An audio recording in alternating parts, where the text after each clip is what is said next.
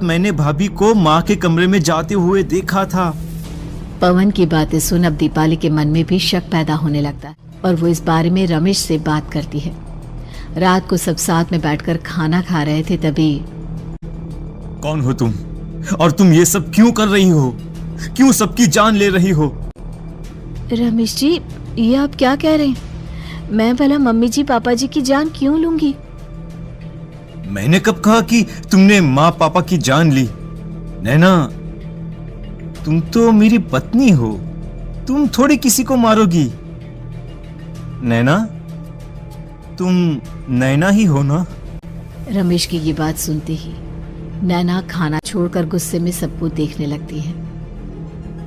नैना की गुस्से भरी आंख को देखकर तीनों भाई बहन डर जाते हैं। तभी नैना जोर जोर से हंसने लगती है।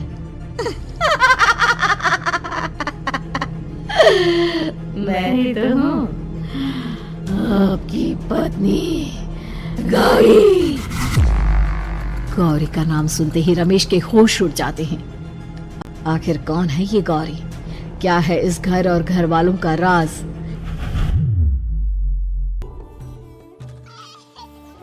हमारे दोनों बच्चे एक साथ कितने अच्छे लग रहे हैं ना? हाँ, कितने अच्छे दोस्त हैं दोनों। बस बड़े होने के बाद भी इनकी ये दोस्ती बनी रहे तो बच्चे कितने खुश रहेंगे। मैं क्या सोच रहा था कि क्यों ना हम अपनी दोस्ती को रिश्तेदारी में बदल दें।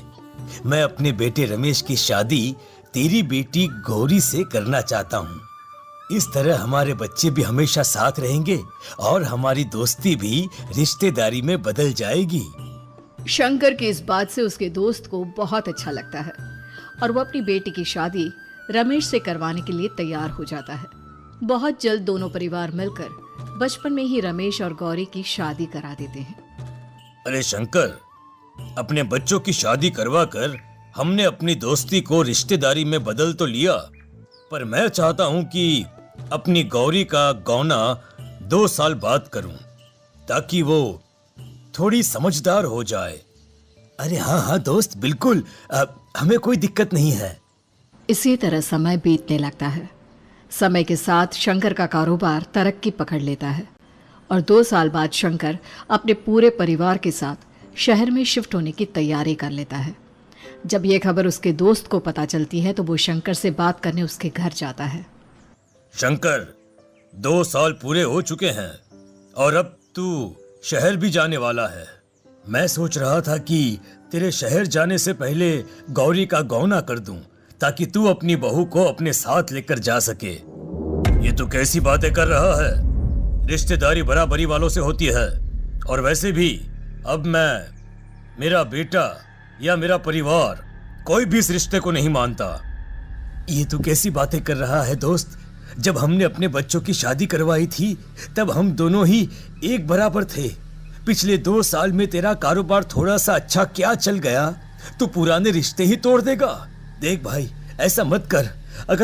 अगर तूने मेरी बेटी को अपनी बहू के रूप में नहीं अपनाया तो कोई भी मेरी बच्ची से शादी नहीं करेगा। अरे उसकी जिंदगी बर्बाद हो जाएगी। यार देख, वैसे भी बाल विवाह तो कानून मान्यता नहीं देता, फिर मैं कैसे दे दूं? तू अपनी बेटी के बड़े होने पर उसकी शादी किसी दूसरे लड़के से करवा देना। वैसे भी तब तक ना उसे और ना ही गांव वालों को ये बात याद रहेगी। मेरे बेटे को बख्श दे मेरे भाई। इस तरह से शंकर अपने दोस्त के परिवार और गौरी को गांव वालों के ताने सुनने और जिल्लत से भरी जिंदगी जीने के लिए छोड़ अपने परिवार वालों के साथ शहर चला जाता है।